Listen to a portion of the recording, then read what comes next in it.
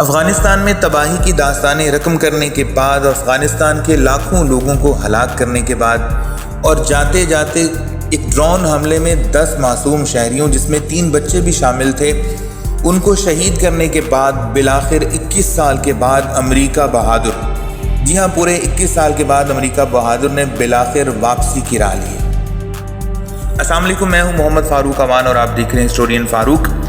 ناظرین، ایسا پہلی دفعہ نہیں ہوا ہے کہ افغانستان پر کسی غیر ملکی قوت نے قبضہ جمانے کی کوشش کی ہو۔ اگر ہم ماضی قریب کی بات کریں تو 1839، 1878 اور 1919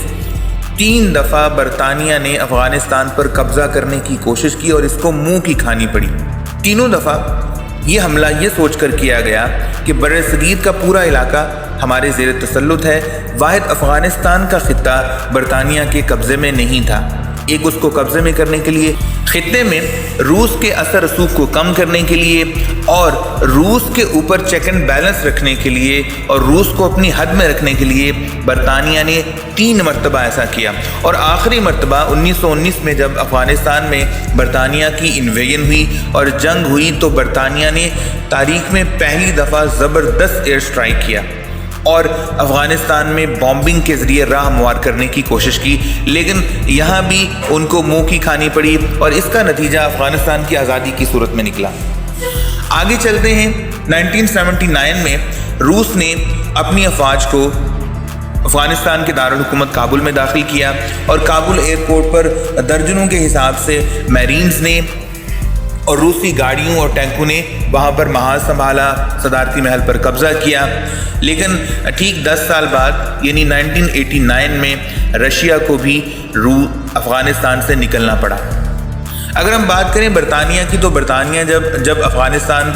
سے انخلا کیا تو اس کو 55 کالونیز سے ہاتھ دھونا پڑے،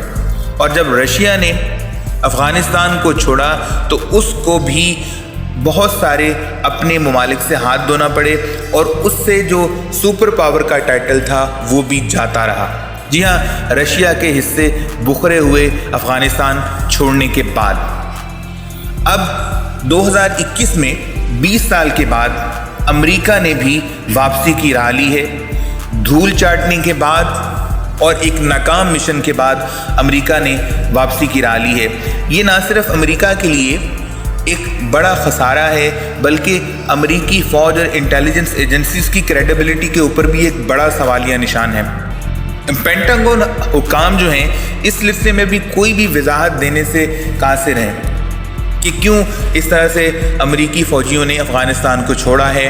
اور ایک مرتبہ پھر وہاں پر انہی طالبان کی حکومت قائم ہوئی ہے۔